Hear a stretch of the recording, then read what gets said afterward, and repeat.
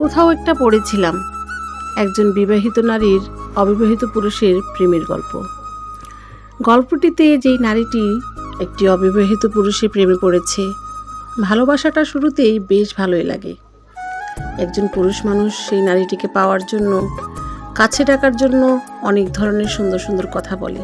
সে বিবাহিত নারীটি হয়তো তার প্রেমে, তার কথাতে মুগ্ধ হয়ে যায়, কারণ সে সংসার থেকে অবহেলিত, স্বামীর ভালোবাসা থেকে অবহেলিত। তার জন্য তার অন্য পুরুষের কথাটা, সেই মায়া ভরা যে একটু সময়ের জন্য যেই আদর ভালোবাসার সোহাগের কথা শুনিয়েছে, ভালোবাসাটা দেখিয়েছে, তাতে সে মুগ্ধ হয়ে গিয়েছে। কিন্তু একজন অবিবাহিত পুরুষের প্রেমে পড়াটা সেই নারীটার জীবন আসলেই কি শুধরে দেবে, ভালোবাসায় ভরিয়ে দেবে? তা কখনোই না। একটি অবিবাহিত পুরুষ সেই নারীটিকে তার ক্ষণিকের দায়িত্ব নেবে, ভালোবাসার জন্য যতটুকু সময় তার প্রয়োজন ততটুকু সময় ব্যবহার করবে। তারপর কিন্তু সেই নারীটিকে ছড়ে দেবে আরও দ্বিগুণ কষ্টের মধ্যে। সেই নারীটি এখন যে কষ্টে না পড়ছে, তার চাইতে আরও অনেক বেশি গুণ কষ্টের মধ্যে সে পড়বে।